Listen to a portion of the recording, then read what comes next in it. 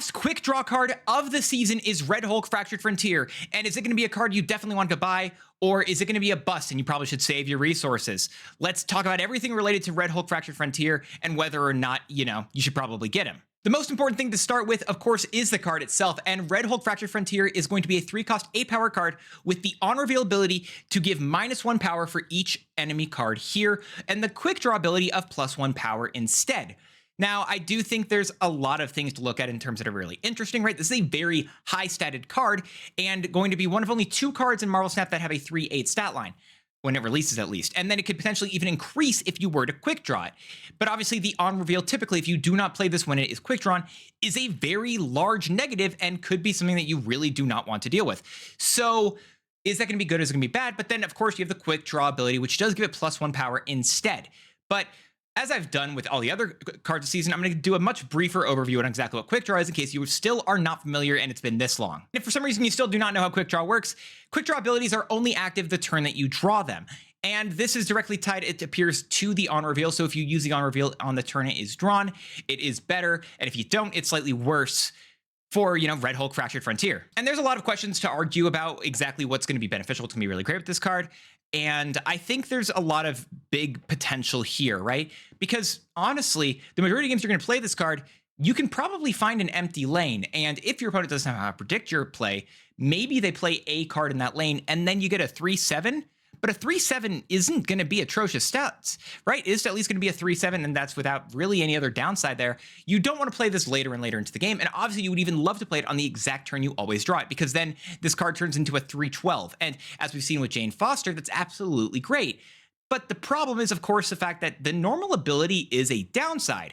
So what cards can you, try to combo with Red Hulk Fractured Frontier in order to maybe try to mitigate that downside? And which cards are going to absolutely counter this card and try to stop it in its place? The best card I think to immediately talk about is, of course, Cosmo, right? Cosmo is just going to stop the on reveal from being negative.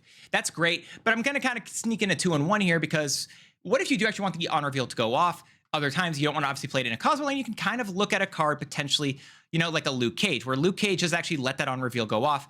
Whether or not it's good or bad, assuming that Red Hulk Fractured Frontier is in that front line, you're actually going to be able to still be able to use it, right? So if it's quick drawn, then you don't deal with any negatives and you just get the positive. However, if it is going to be a negative ability, you didn't play it when it was quick drawn, then nothing bad actually happens to Red Hulk Fractured Frontier. So you've got that push and pull potentially between these two. I think I'm going to lean a little bit heavier into the Luke Cage angle. I do think Luke Cage is probably going to be one of the best ways to synergize with Red Hulk Fractured Frontier, because then you at least could just play a 3-cost 8-power card, and that's still not going to be an atrocious deal. So I don't hate that idea. Another card that I think is going to be very important is the fact that they are doing this quick draw ability a little bit differently as I lead into it, right?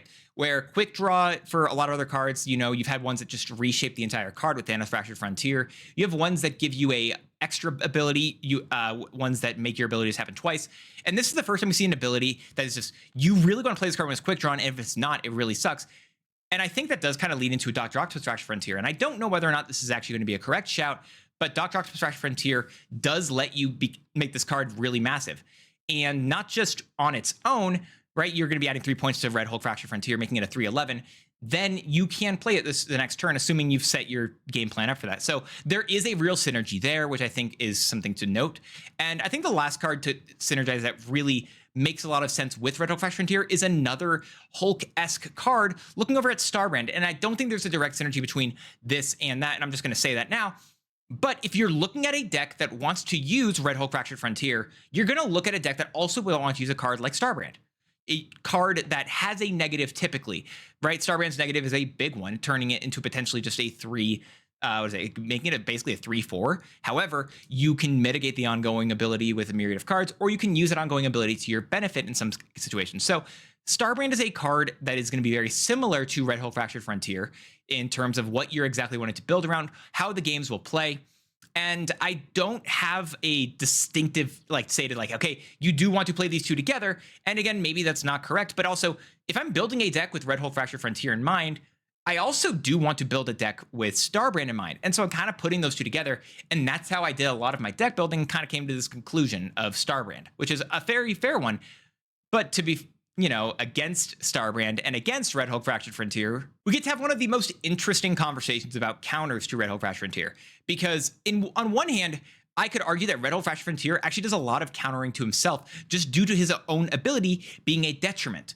However, it could become a positive, and so it becomes a back and forth, a pull, and whatever it might be. So it's kind of going into multiple angles here, and your opponent's gonna want to make it as bad as possible. So if it is a bad situation, Squirrel Girl is one that, your opponent's going to absolutely love that. Your opponent's going to love being able to use a Squirrel Girl in order to potentially make your Red Hulk Fractured Frontier completely, a lot cheaper. Locations like Central Park do mean that your Red Hulk Fractured Frontier, assuming you do not play it when it is quick drawn, turns into a 3/7, and if you could Squirrel Girl that too, that's a 3/6, which is worse and worse. And you may potentially be not wanting to do it anymore, and you have to wait until you can somehow, use a Cosmo, Luke Cage. I don't know. It's like a lot of stuff there, which is potentially really difficult. Or your opponent's going to try to shake it up and make it certain that if you were to play the card, you can't really play it on the turn that is actually quick drawn. So using a card like a Super Giant, where Super Giant does stop the quick draw abilities, I believe. If I'm wrong about this, then this point is moot. Super Giant does stop all the quick draw abilities from actually working because those cards don't reveal until the turn's over, until the game is over. And then Super Giant doesn't care. Any of your quick draw abilities don't matter because they are not played the turn they're drawn. I don't believe so. If this is one that I could be completely incorrect about, but it's also such a weird conversation to talk about these two, right? I don't consider Squirrel Girl a counter to a myriad of cards, but very specifically for this, yes, it works. Super Giant is a tech card. It's more of a disruptive piece, which again could still disrupt the card, but that doesn't mean it counters it. Like, I can't talk about a Shadow King. I can't talk about a Cosmo here because if it's a negative, then you actually don't want the quick draw ability to occur. The best thing your opponent can do is try to make sure that your quick draw doesn't happen and try to disrupt the turn in which you're actually playing your Red Hulk Fractured Frontier. And Super Giant's honestly one of the best examples for that, and might be the premier quote unquote counter to Red Hulk Fractured Frontier. But assuming that you're getting a negative with Red Hulk Fractured Frontier, which again, you're more often not probably going to have that occur, I do actually think then you want to look at another weird example, but I do really love it.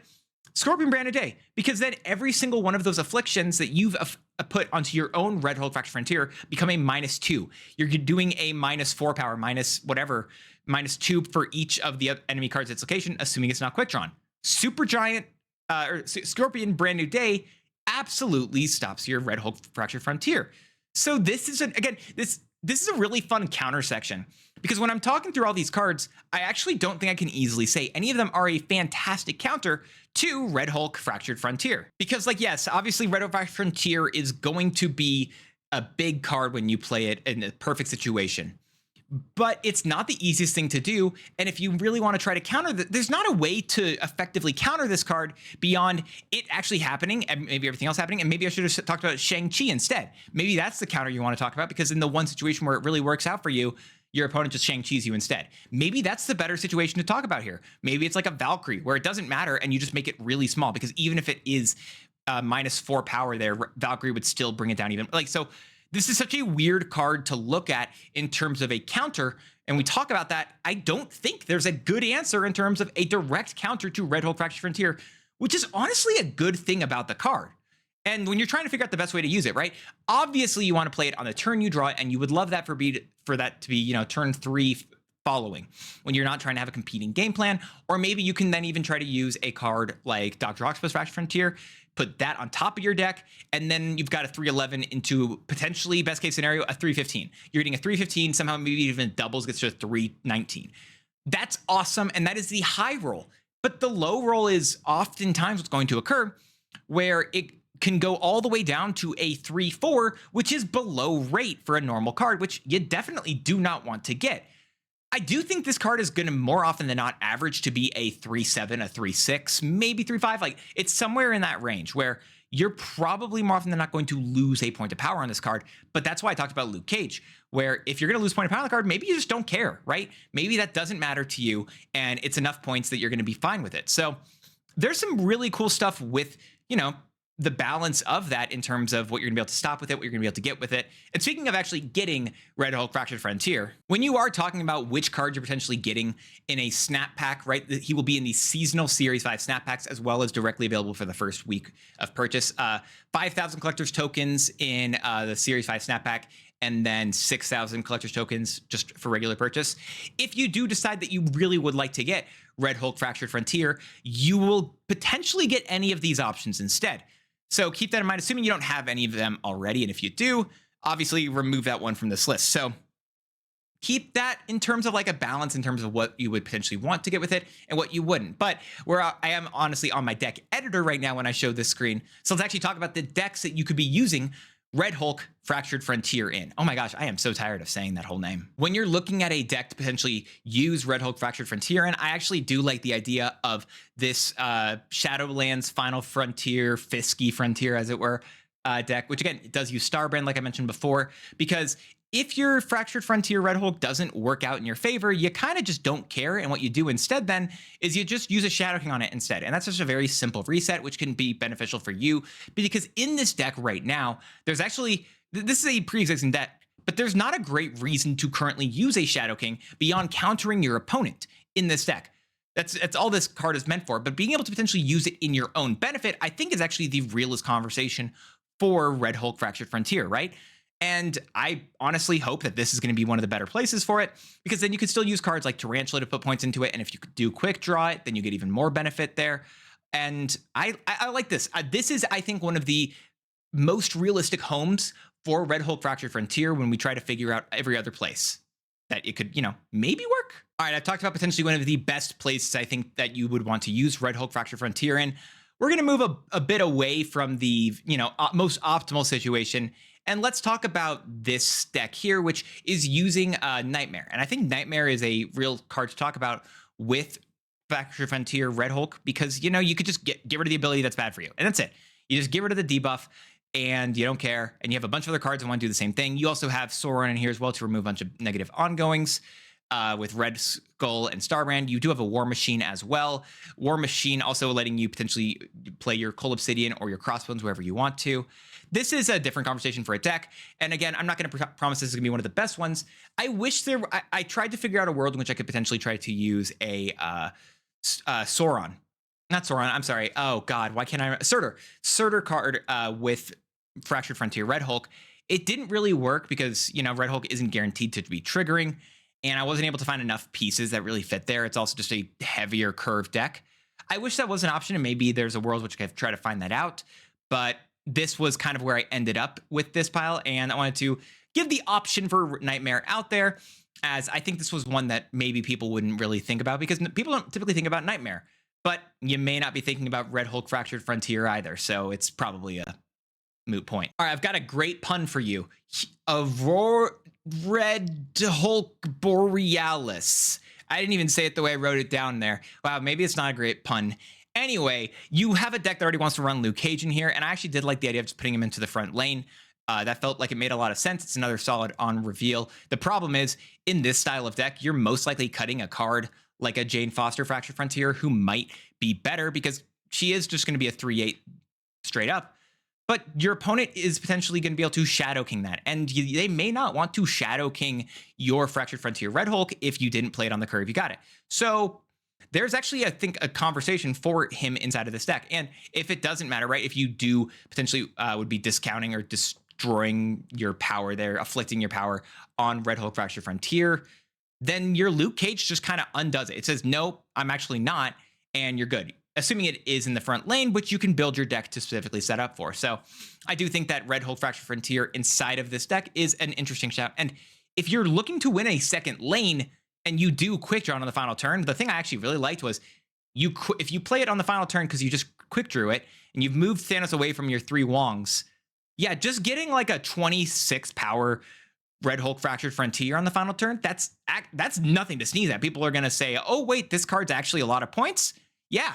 It can be. This card can be massive. And Dr. Octopus Fractured Frontier, I mentioned as a synergy piece and hadn't really talked about a deck with him yet. Going back into the Shadowlands Daredevil angle, I do think that if you're wanting another big card, it makes a lot of sense to use Red Hulk Fractured Frontier, right? That is going to be a big one. You can then also use a card like a Jubilee Silver Surfer to get extra points onto the cards that you're drawing each turn, which could work really greatly with Shadowlands Daredevil. Obviously, you have Thanos Fractured Frontier, which you have a lot of big cards with that in mind. You've a lot of card drawing in this deck as well, which is one thing I wanted to focus on here. What if you had a deck that was built about, you've got King Eitri, Morlock, and Crystal. What if you were just trying to quick draw and draw everything at every point so that you're going to be okay. You're going to get your Shadowlands Daredevil to get extremely massive. Your Red Hulk Fractured Frontier is going to be super big. And then you can even use your Thanos with additional point. Like, this is just a lot of points in this deck. and actually felt kind of scary. And I really loved this idea here. It's going to be similar to the other Shadowlands Daredevil deck, but it did take a different twist as you were trying to really lean heavily into the drawing bit. And I thought I would point out both of them and let you choose if there was one that you really preferred or not. I think that Red Hole Fractured Frontier is going to be a very big card. But is he going to be big enough for a buy, or is he going to be a bit of a bust? I always like to wait until the end to do it because, I don't know, that's how everyone else did it before me, and I just think it makes sense. It's going to be a bust. I think that Red Hole Fractured Frontier is going to be a bit of a bust of a card due to the fact that this is, you're not playing a card that's a 3/7. When Kraglin was a 3/7, you didn't play it. Even though it had the downside, like, okay, maybe you're getting rid of the card in your deck, and maybe that was enough to stop people. You weren't playing it then, and I don't think you're going to have something similar with Red Hole Fractured Frontier. When you're looking at the 3/8s in Marvel Snap as well, the only other 3/8 that we currently have is a Gladiator, and Gladiator's downside is massive, and it's not enough for you to, I think, be okay with it. So I'm not okay with Red Hole Fractured Frontier either. They both kind of just land as like, yeah, they're going to be a bit scary. They're going to be really big, potentially, but the potential is not, it doesn't mean anything for potential. Actuality is what's going to actually matter, right? Okay, cool. I have a card that could potentially win me the game. I don't care about potential, but does it actually? And I don't believe it will. And of course, because of potential existing, there's a world in which all right, Red Hole Fractured Frontier could be massive. It could be actually just a great card. Because as I'm talking about some of these decks, I believe that some of them could be really good with the card, but they could just be better without Red Hole Fractured Frontier in them. So with that in mind, just take some time before you actually buy Red Hole Fractured Frontier if you are going to buy it still, right? Because it will be a big card and maybe there's a world in which it's really playable. Wait to see how the community responds to it. Wait to see how it does, perform for everyone else before you decide whether or not you actually want to buy the card. And if you are buying a snap pack, don't buy a snap pack unless you're okay with all the options. There's a reason I previously showed you every single card in the snap pack. It's because I really want to make sure you are buying it with the knowledge of everything you can get. So keep that in mind. But as I'm talking about this card, I'm saying it might not be great. I could be wrong. And so can the community, right? I think a lot of people have been pretty negative on this card. And I think a lot of those negative feelings, those talks about it, I think they're all fair. And the community, myself, we can be wrong all the time. I was a dummy who said Red Wolf was going to be a really cool card. And I was wrong. So who knows, right? Like, I can be wrong again. Sometimes the cards don't even work as I believe. There's a world in which the Wong interaction doesn't actually work the way I want it to. And instead of doing +4 each time, it could give you a -4 after the first time, which then who cares? I don't want to play the card at all because then it just sucks. Like, that's not what you want either. So you got to figure that out. But in the end, prioritize cards that work for you, the cards that you personally enjoy, cards that you like the idea of. And if it lands flat, typically what Marvel Snap does is they are pretty good at bringing up cards that aren't great and bringing down cards that are a bit too good. I do think that this is a card that will most likely need a point of power. I think if you get it at a 3/9, it then at least becomes a 3/5. And that's at least on rate. You could even argue maybe it's a little bit below rate, but that's assuming you're getting the worst case situation. So I honestly think it's worthwhile. I think that would be a future-proof thing. And if you like the design of this card, understand that maybe there's a chance this card gets better over time. And if they do improve it, it most likely just is going to have a similar style ability, similar, style of card. It will just have probably a little bit better of stats, which is going to be a real conversation to talk about. But as we're talking about all those little things, right, the most important thing is to have fun. Have fun in Marvel Snap. Marvel Snap is a free game. It is also just a game. Don't buy something you don't want to, right? You have limited resources. Spend things on things that you actually are going to enjoy. Spend resources on whatever you might actually think is a fun time in Marvel Snap. I hope you do that. I hope you take the time and figure out what is actually going to be great for you, what you're really a fan of, what you're not. Enjoy the game, enjoy Marvel Snap, have fun in it, and if it means optimizing and only buying cards that are going to be okay, if not great, then do that. If it means buy every card because screw it, it's fun, I want more toys, even if I'm not going to play with those toys once a year, do it. Have fun in Marvel Snap, and let me know if you're going to have fun with Red Hulk Fractured Frontier. I am going to be interested. I'm going to cope that it's going to be a little bit better than I hope, but it probably won't be. I don't know. Let me know what you think in the comments down below. I also will be live, hopefully tomorrow from when this video goes live and the day following. So Monday and Tuesday after I finish off my work, because I think draft's coming out soon, which is going to be awesome. I cannot wait. I'm stoked. Appreciate everyone hanging out to the end of the video. Have a good one. Have a great one. And until the next one, peace out.